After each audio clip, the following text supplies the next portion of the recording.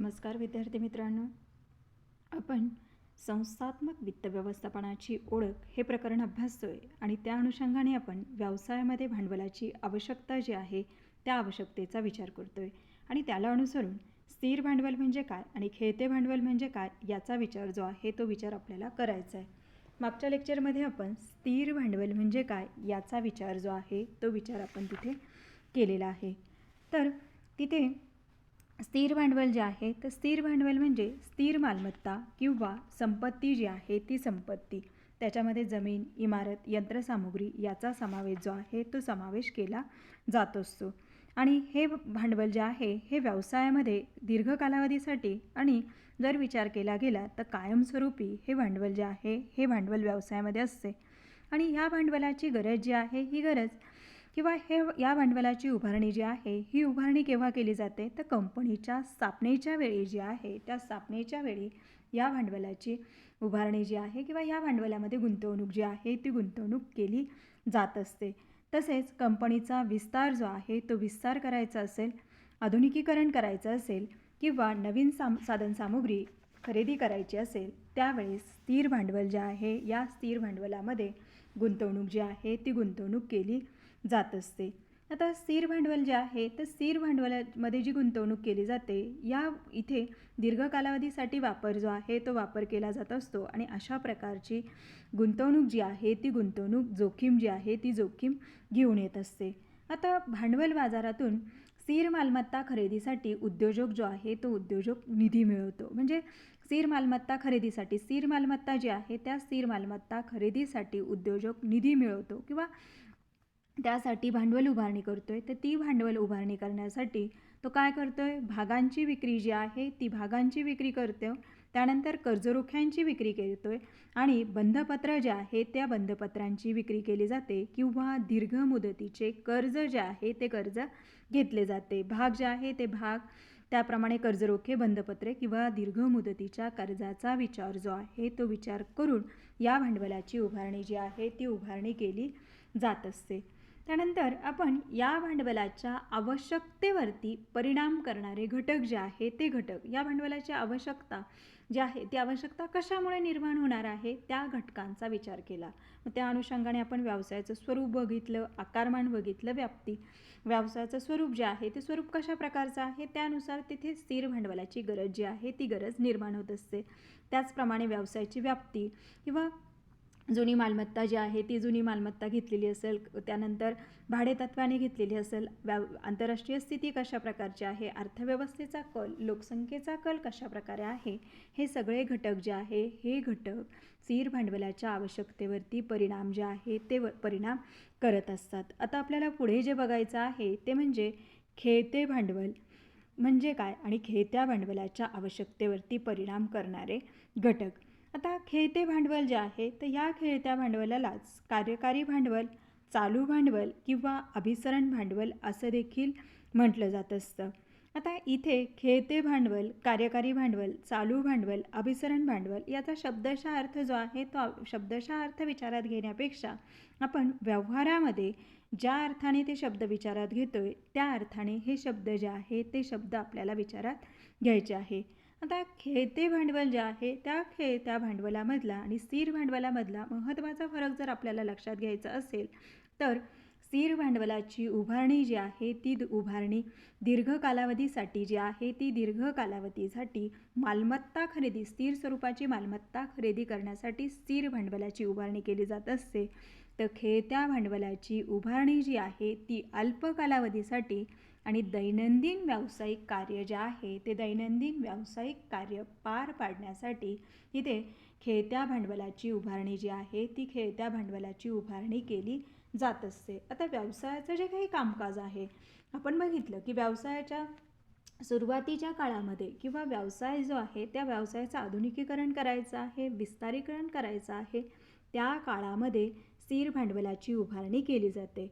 परंतु तिथे खेळते भांडवल जे आहे या खेळत्या भांडवलाची गरज कशासाठी आहे, दैनंदिन कामकाज जे आहे ते दैनंदिन कामकाज पार पाडण्यासाठी आणि अल्प कालावधीसाठी त्याची गरज जी आहे ती गरज असल्याचं आपल्याला लक्षात येतं. मग आता व्यवसायातले कोणते दैनंदिन कामकाज जे आहे किंवा ज्या कामासाठी तात्काळ रोख रक्कम हवी असते अशा ज्या कामांचा समावेश आहे, तर त्या कामांचा समावेश जो आहे तो समावेश आपल्याला खेळत्या भांडवलाच्या उभारणीसाठी जे आवश्यक आहे तर त्याच्यामध्ये त्याचा विचार जो आहे तो विचार आपण करू शकतो. आता व्यवसाय जो आहे तर व्यवसायाचं दैनंदिन कामकाज जर म्हटलं गेलं तर तिथे आपल्याला जाहिरातीचा खर्च सांगता येईल, त्यानंतर टेलिफोन बिल सांगता येईल, भाड्याने एखादी वस्तू घेतलेली असेल तर त्याचा विमा, व्याज, दुरुस्ती, त्यानंतर तिथे जे आहे कच्चा माल खरेदी जे आहे ती कच्चा माल खरेदी, साठवणीचा खर्च, वाहतुकीचा खर्च, हे जे कामकाज आहे हे कशा स्वरूपाचं असणार आहे, दैनंदिन किंवा अल्प कालावधीचं हे कामकाज जे आहे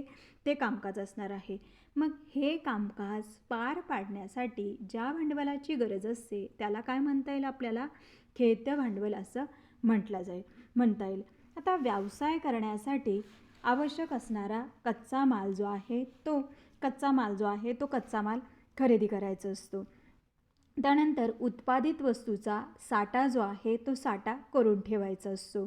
त्यानंतर प्रत्यक्ष व्यवहार करताना वस्तू रोखीने किंवा उधारीने विकली जाते. रोखीने जर विकली तर तात्काळ पैसा प्राप्त होणार आहे, परंतु उधारीने जर ती वस्तू विकली तर त्याचे पैसे जे आहे किंवा त्याची रक्कम जी आहे ती रक्कम लगेच परत मिळत नाही, तर ती कधी मिळणार आहे, भविष्यामध्ये. मग उधार मालाचं येणारं मूल्य जमा होईपर्यंत, उधार माल जो आहे तो दिलेला आहे तर त्याची किंमत वसूल होईपर्यंत व्यवसायामध्ये पैशाची गरज जी आहे ती गरज असते. त्याचप्रमाणे कारखान्याचे खर्च जे आहे, आता कारखान्याचं जे कामकाज आहे त्या कामकाजासाठी खर्च जे आहे वेगवेगळे खर्च तिथं असतील, मशिनरीचा खर्च, त्याच्यासाठी जे इंधन लागणार आहे याचा खर्च, या सगळ्या खर्चाचा विचार जो आहे तो विचार तिथे केला जात असतो. आणि सगळ्यात महत्त्वाचं म्हणजे अनिश्चितता हे व्यवसायाचे वैशिष्ट्य असते. अनिश्चितता व्यवसायामध्ये नक्की कधी काय होईल काही सांगता येणार नाही. उत्पादन आज करतोय परंतु त्याला भविष्यामध्ये मागणी असेल किंवा नाही या बाबतीतही शाश्वती जी आहे ती शाश्वती देता येऊ शकत नाही. मग अशा प्रकारची परिस्थिती जर निर्माण झाली तर त्या परिस्थितीमध्ये रोख रक्कम जी आहे ती रोख रक्कम राखून ठेवणं जरुरीचं असतं. आता साधं आत्ताचंच उदाहरण घ्या की तिथे कोविड-19मुळं जी परिस्थिती निर्माण झालेली आहे तर तिथे जर त्या व्यक्तींनी अगोदर रोख रकमेची तरतूद केली नसती तर काय झालं असतं, कारण तिथे जे आहे आज सरकार सांगतं आहे की तिथे कामगार जे आहे त्या कामगारांना पगार द्या. उत्पादनाचं कामकाज चालू नाही आहे परंतु पगार तिथे जो आहे तो देणं बंधनकारक ठरलं आहे. मग असा पगार द्यायचा किंवा व्यवसाय जो आहे त्या व्यवसायाचं कामकाज जे आहे ते कामकाज सुरू करायचं आहे. मग अशा परिस्थितीमध्ये ही परिस्थिती जी आहे ही अशा प्रकारची परिस्थिती निर्माण होणार आहे याबाबत कुणालाही त्याबाबतची साधी कल्पना देखील तिथे नव्हती, परंतु अशा प्रकारची परिस्थिती निर्माण झाली. परंतु तिथे जी आहे ती खेळत्या भांडवलामध्ये जी गुंतवणूक जी आहे ती गुंतवणूक केलेली असेल तर त्याचा फायदा जो आहे तो फायदा आज उत्पादक जे आहे या उत्पादकांना होत असल्याचं आपल्याला दिसून येतं आहे. उत्पादक जे आहे किंवा जे कारखानदार जे आहे किंवा ज्यांचे व्यवसाय जे आहे, जे कंपन्या आहे या कंपन्यांमध्ये तिथे काय केलेलं आहे की कर्मचाऱ्यांना पगार देण्याचं, पगार जरी नाही दिला तरी त्यांना थोड्याफार प्रमाणात मदत करण्याचा प्रयत्न केलेला आहे. मग ही मदत करण्यासाठी अगोदरच त्यासंबंधीची तरतूद जी आहे ती तरतूद तिथे अनपेक्षित प्रतिकूलतेसाठी अशा प्रकारची रक्कम जी आहे ती रक्कम राखून ठेवावी लागते. आणि आज आपल्याला त्याच रकमेचा वापर होत असल्याचं आणि अनेक घटकांना तिथे हे लोक मदत करत असल्याचं आपल्याला आज दिसून येतं आहे. आता तिथे जे आहे तर व्यवसाय संस्थेच्या अल्पकालीन गरजा किंवा अस्थिर संपत्ती खरेदी करण्यासाठी हे भांडवल वापरलं जातं. म्हणजे वरती आपण जे सगळं बघितलं तर त्या थोडक्यात जर सांगायचं झालं तर तिथे व्यवसाय संस्थेच्या ज्या अल्पकालीन गरजा ज्या आहे त्या गरजा किंवा अस्थिर संपत्ती खरेदी करण्यासाठी जे भांडवल वापरलं जातं त्या भांडवलाला काय म्हटलं जातं आहे, खेळते भांडवल जे आहे ते भांडवल म्हटलं जातं. आता उद्योग व्यवसायामध्ये तिथे मालसाठा जो आहे तो मालसाठा करण्यासाठी, उधार मालाच्या येणाऱ्या मूल्याच्या वित्तपुरवठ्यासाठी आणि दैनंदिन खर्च जे आहे ते खर्च भागवण्यासाठी भांडवलाची व्यवस्था जी आहे त्या भांडवलाची व्यवस्था करावी लागते. आणि ह्या मालमत्तेमध्ये जे भांडवल गुंतवलं जातं आहे त्या भांडवलाला तिथं काय म्हटलं जातं आहे? खेळते भांडवल असं म्हटलं जातं आहे. आता तिथे जर बघितलं गेलं तर खेळत्या भांडवलाची सर्वमान्य अशी कोणतीही व्याख्या नाही. काही अर्थतज्ज्ञांनी संकुचित अर्थाने तर काही व्यक्तींनी विस्तृत अर्थाने वेगवेगळ्या पद्धतीने खेळत्या भांडवलाची व्याख्या जी आहे ती व्याख्या मांडलेली आहे. आता तिथे जे आहे तर संकुचित अर्थाने जी व्याख्या मांडलेली आहे तर त्याच्यामध्ये काय सांगितलेलं आहे? चालू मालमत्ता व चालू दायित्व यामधील जो फरक आहे तो फरक जो आहे तो फरक म्हणजे खेळते भांडवल. तर काही व्यक्तींच्या मते चालू संपत्तीचे चालू दायित्वावर जेवढे आधिक्य असते ती अतिरिक्त रक्कम म्हणजे खेळते भांडवल. आपण बघितलं फरक, त्याचाच इथं वेगळ्या शब्दामध्ये त्याची मांडणी जी आहे ती मांडणी इथं आपल्याला केल्याचं दिसून येतं. तर ही व्याख्या जेस्टनबर्ग यांनी मांडलेली आहे. तर ते काय म्हणत आहेत तर खेळते भांडवल म्हणजे चालू संपत्तीचे चालू दायित्वावरील आधिक्य म्हणजे जी संपत्ती आहे त्याचं दायित्व देणं जे आहे त्याच्यावरचं आधिक्य जे आहे ते आधिक्य म्हणजेच निव्वळ खेळते भांडवल असे होय. तर जेस्टनबर्ग यालाच काय म्हणताय? अभिसरण. अभिसरण म्हणजे काय? फिरत राहणारं भांडवल असं तिथं म्हटलं जातं आहे. तर काही तज्ज्ञांच्या मते चालू संपत्तीच्या समतुल्य असते ते खेळते भांडवल. आता अजून एका अर्थतज्ज्ञाची जी व्याख्या आहे तर त्यामध्ये ते काय म्हणतायत तर एकूण चालू मालमत्ता म्हणजे व्यवसायातील खेळते भांडवल. म्हणजे त्यांच्या मते जे आहे तर त्यांच्या मते चालू मालमत्ता जी आहे त्या चालू मालमत्तेला काय म्हटलं जातं आहे? खेळते भांडवल असं म्हटलं जातं आहे. चालू मालमत्ता जी आहे ती चालू मालमत्ता म्हणजे आत्ता सध्या दैनंदिन कामकाजासाठी ज्या मालमत्तेचा वापर केला जातो आहे तिला काय म्हटलं जातं आहे? खेळते भांडवल जे आहे ते खेळते भांडवल म्हटलं जातं. परंतु वरती आपण जो विचार केला म्हणजे ज्या मालमत्तेमध्ये हे भांडवल गुंतवलं जातं त्या अर्थाने जो आपण विचार केला गेला त्या अर्थाने व्रेस्टन व ब्रिहम यांनी जी व्याख्या मांडलेली आहे ती व्याख्या इथे आपण व्यापक अर्थाने किंवा विस्तृत अर्थाने विचारात घेऊ शकतो. तर ते काय म्हणतात तर खेळते भांडवल म्हणजे रोख रक्कम, अल्पमुदतीच्या प्रतिभूती, उधार मालाचे येणारे मूल्य, मालसाठा इत्यादी सारख्या अल्पमुदतीच्या मालमत्तेमध्ये गुंतवणूक करणं. काय सांगितलं आहे त्यांनी तर खेळते भांडवल जे आहे तर रोख रक्कम, अल्पमुदतीच्या प्रतिभूती ज्या आहे त्या अल्पमुदतीच्या प्रतिभूती, उधार मालाचं येणारं मूल्य आणि मालसाठा ज्या आहे याच्यामध्ये जी गुंतवणूक केली जाते त्याला काय म्हटलं जातं?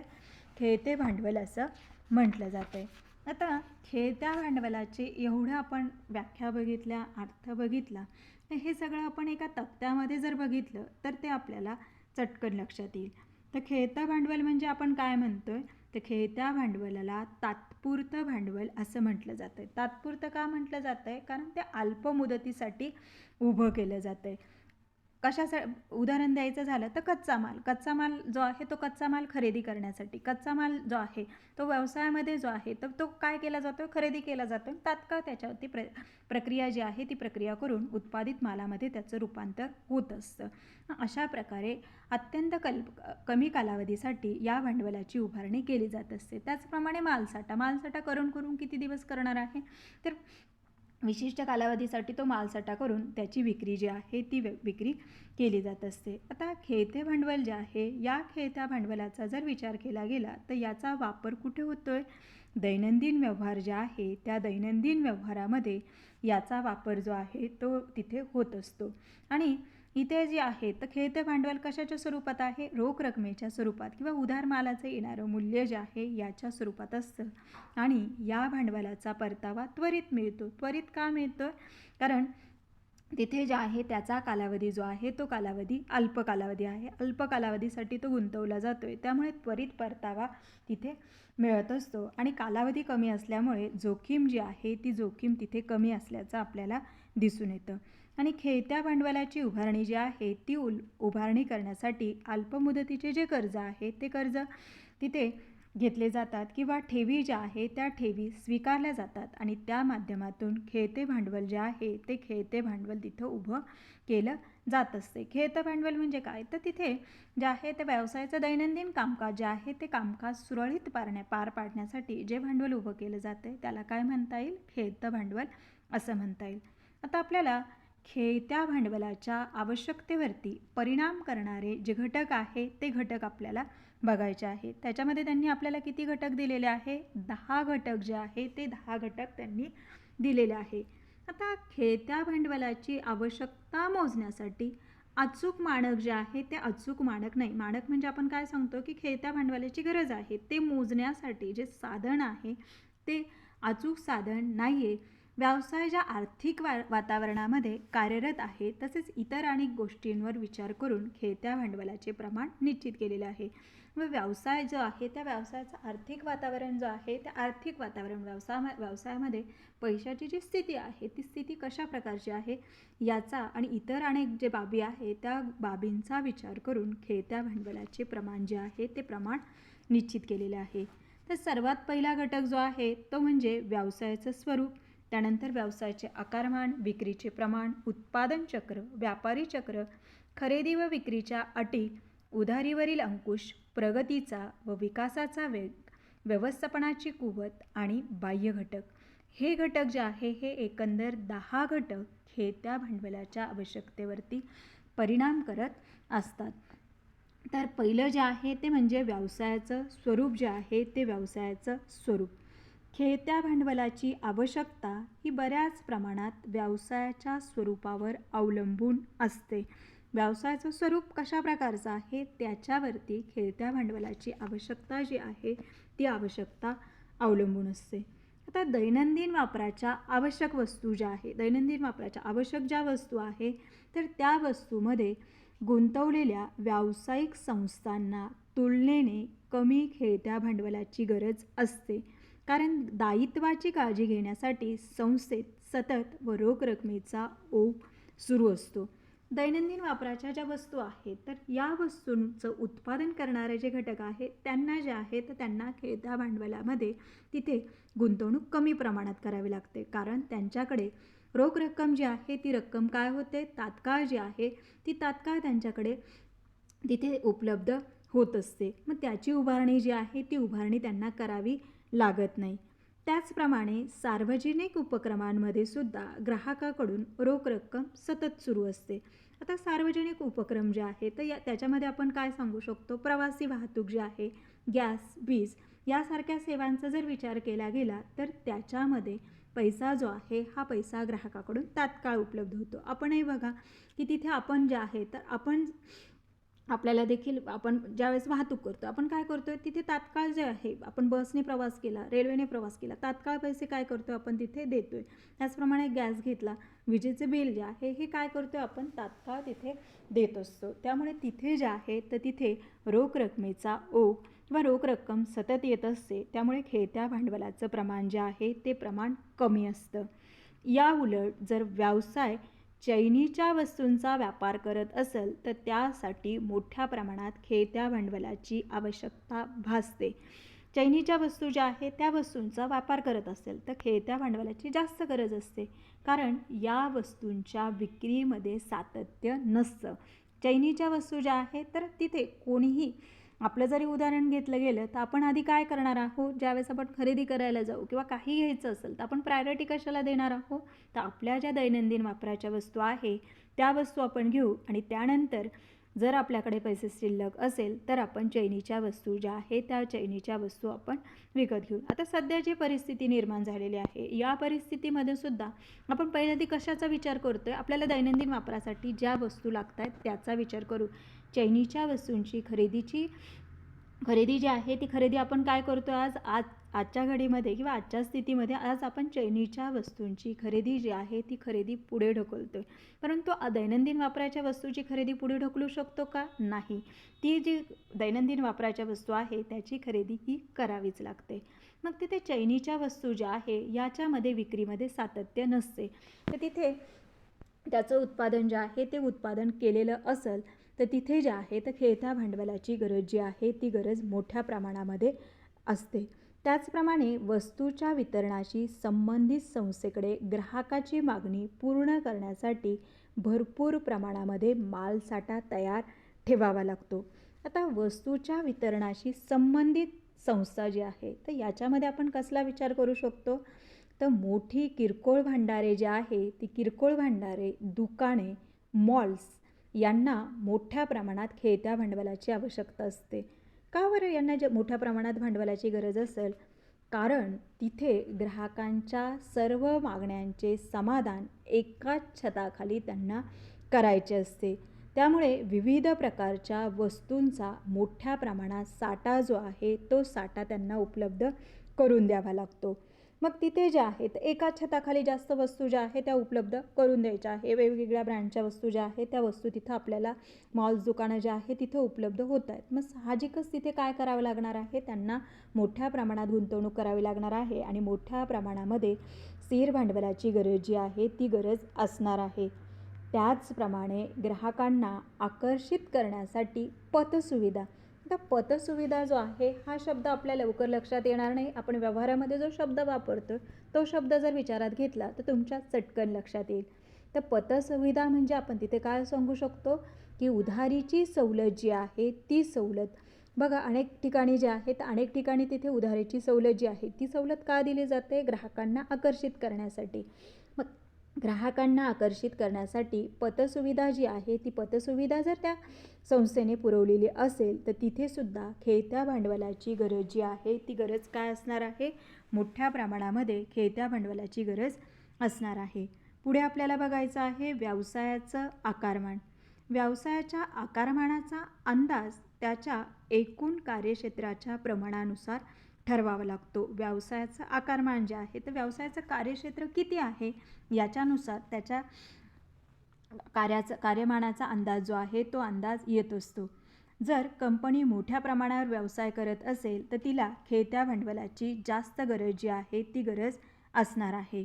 पुढे जे आहे ते म्हणजे विक्रीचे प्रमाण. विक्रीचे प्रमाण व खेळते भांडवल यांचे जवळचे नातं असल्याचे आपल्याला दिसून येतं. विक्रीचे प्रमाण जे आहे ते प्रमाण आणि खेळते भांडवल जे आहे यांचं एकमेकांशी नातं असतं. जर विक्रीचे प्रमाण वाढत असेल तर त्याच प्रमाणात खेळते भांडवल जे आहे ते खेळते भांडवल, कारण विक्रीचे प्रमाण कच्चा माल मोठ्या प्रमाणात खरेदी करावा लागणार आहे, त्याचप्रमाणे तिथे साठवणूक जी आहे ती साठवणूक करावी लागणार आहे. आणि विक्रीचा खर्च जे आहे तर विक्रीचा खर्च तिथे काय सांगता येईल, जाहिरातीचा खर्च, त्यानंतर वाहतुकीचा खर्च जो आहे तो खर्च तिथे करावा लागणार आहे. त्यामुळे साहजिकच विक्रीचे प्रमाण जास्त तर खेळत्या भांडवलाची गरज जी आहे ती गरज जास्त असणार आहे.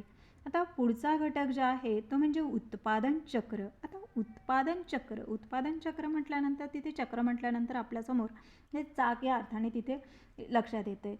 तर उत्पादन चक्र म्हणजे काय सांगितलेलं आहे, तर कच्च्या मालाचे तयार वस्तूमध्ये रूपांतर करण्याच्या प्रक्रियेला, कच्चा माल जो आहे त्या कच्च्या मालाचे तयार वस्तूमध्ये रूपांतर जे आहे ते रूपांतर होण्याच्या प्रक्रियेला उत्पादन चक्र असे म्हणतात. कच्चा माल जो आहे त्या कच्च्या मालावरती प्रक्रिया करून तिथे काय होतं, त्याचं पक्क्या मग त्या कच्च्या मालाला ज्या ज्या टप्प्यामधून जावं लागतंय त्या सगळ्याचा विचार इथं केला जातोय.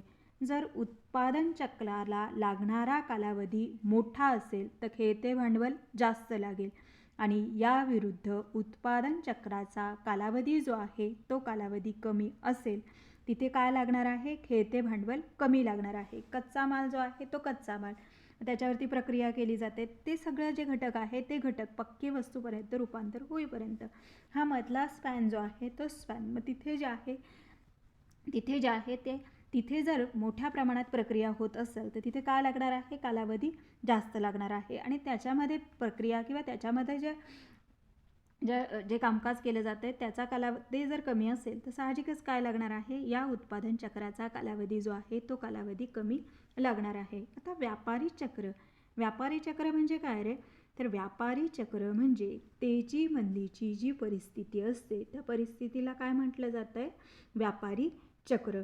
आता सध्या जर विचार जर केला गेला तर बाजारामध्ये कोणत्या प्रकारची परिस्थिती आज निर्माण झाली आहे किंवा आज काय चर्चा केली जाते की बाजारामध्ये कशाचं वातावरण निर्माण होणार आहे, मंदी जी आहे त्या मंदीचं वातावरण येणार आहे, अशी आज चर्चा केली जाते. मग व्यापारी चक्र जे आहे, या व्यापारी चक्राचा सुद्धा खेळत्या भांडवलाच्या आवश्यकतेवरती परिणाम जो आहे तो परिणाम होत असतो. जेव्हा बाजारामध्ये तेजी असते तेव्हा वस्तू आणि सेवा यांची मागणी जी आहे ती मागणी वाढलेली असते. त्यामुळे वस्तूचा साठा जो आहे तो साठा वाढवणं आवश्यक असतं. म्हणजे काय, तिथे कंपन्यांना वस्तू व सेवांचे उत्पादन आणि साठा जो आहे साठा वाढवावा लागतो. मग तो वाढवण्यासाठी परिणामी काय करावं लागतं, खेळत्या भांडवलाची आवश्यकता तिथे जी आहे ती जास्त प्रमाणात असते. याउलट मंदीचा जो काळ असतो तेव्हा काय झालेलं असतं, वस्तूची मागणी जी आहे ती मागणी कमी होते, परिणामी विक्री कमी होते. अशा वेळी वस्तूचं उत्पादन आणि साठा जो आहे तो साठा काय करावा लागतोय, कमी करावा लागतोय. त्यामुळे खेळत्या भांडवलाची आवश्यकता जी आहे ती आवश्यकता कमी जी आहे ती कमी असल्याचं दिसून येतं. पुढे जे आहे ते म्हणजे खरेदी व विक्रीच्या अटी. आता खरेदी आणि विक्रीच्या अटी, जेव्हा कंपनी खरेदी करते तेव्हा उधारीची सवलत मिळवते. जेव्हा कंपनी खरेदी करते म्हणजे काय, तर कंपनी पुरवठादाराकडून माल खरेदी करताना काय करते, उधारीची सवलत घेते. परंतु वस्तूची विक्री करताना ग्राहकांना अशी सवलत देत नसेल तर त्यांना काय लागतंय, कमी खेळतं भांडवल. म्हणजे तिथं काय करताय, ते उधारीची सवलत घेताय, भविष्यामध्ये पैसे ते परत करणार असतात. परंतु ग्राहकाला वस्तू विकत असताना ग्राहकाकडून तात्काळ रक्कम जी आहे ती रक्कम ते प्राप्त करून घेत असतात. मग तिथे जे आहे तर अशा प्रकारे काम करणाऱ्या कंपन्यांना कमी खेळत्या भांडवलाची गरज जी आहे ती गरज असते. आणि या उलट परिस्थितीमध्ये ज्या कंपनीला उधारीवरती माल मिळत नाही परंतु वस्तूची विक्री करताना ग्राहकांना उधारीने वस्तू द्यावी लागते, मग ग्राहक ते पैसे कधी देणार आहे, भविष्यात देणार आहे, तात्काळ ते पैसे देणार नाही. मग अशा कंपनीला खेळत्या भांडवलाची गरज जी आहे ती गरज जास्त असल्याचं आपल्याला दिसून येतं. त्यानंतर उधारीवरील अंकुश. उधारीवरील अंकुश, अंकुश हा शब्द जिथं तो वापरलेला आहे तो कोणत्या अर्थाने वापरलेला आहे, नियंत्रण या अर्थाने तो शब्द वापरलेला आहे. तर उधारीवरती अंकुश ठेवताना काही गोष्टींकडे लक्ष द्यावे लागते. उधारीवरील नियंत्रणाचं मुख्य घटक जे आहे ते म्हणजे उधार विक्रीचे प्रमाण, उधारीच्या अटी आणि वसुलीचे धोरण जे आहे ते. तर तिथे सगळ्यात महत्त्वाचं जे आहे ते म्हणजे काय, उधार विक्रीचे प्रमाण, त्यासंबंधीच्या अटी आणि वसुलीचे धोरण जे आहे ते धोरण. उधारीवर अंकुश ठेवण्याचे किंवा उधारीवर जे नियंत्रण ठेवायचे ते धोरण जर कडक असेल तर कंपनीची आवक सुधारते. उधारी वसूल करण्याचं धोरण कडक ठेवलं तर काय होतं आहे, कंपनीची आवक, कंपनीकडे येणारा निधी जो आहे किंवा कंपनीकडे येणारा पैसा जो आहे तो पैसा सुरळीतपणे कंपनीकडे येतो.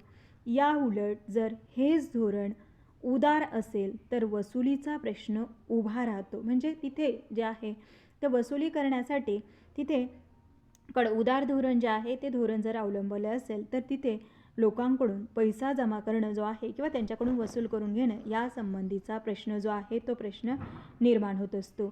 योग्य वेळेस वसुली झाली नाही तर बुडीत कर्जाची शक्यता असते आणि अशा कंपनीस जास्त खेळत्या भांडवलाची आवश्यकता जी आहे ती आवश्यकता असते. कंपनी रोखीचा व्यवहार करत असेल तर तिथे खेळते भांडवल जे आहे ते खेळते भांडवल तिथे लागत असते.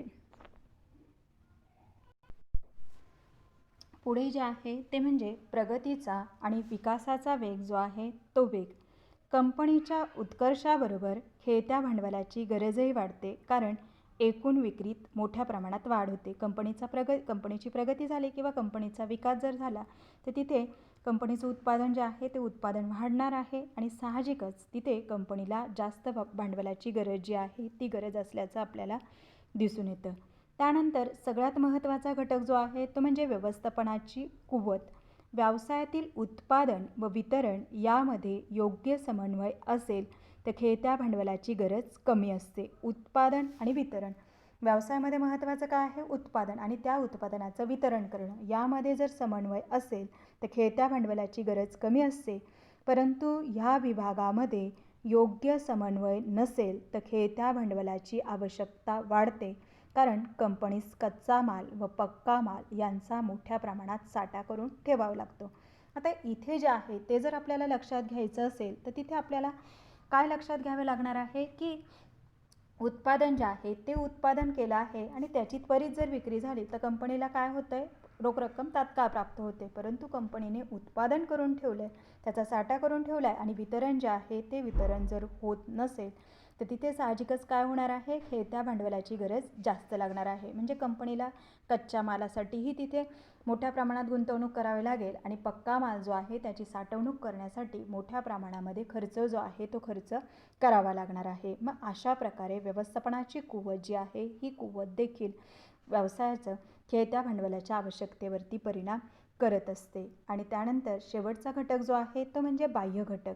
तर बाह्य घटक म्हणजे काय, तिथे काय सांगता येईल, वित्तीय संस्था व बँका जर निधी उपलब्ध करून देत असतील तर खेळत्या भांडवलाची आवश्यकता जास्त नसते.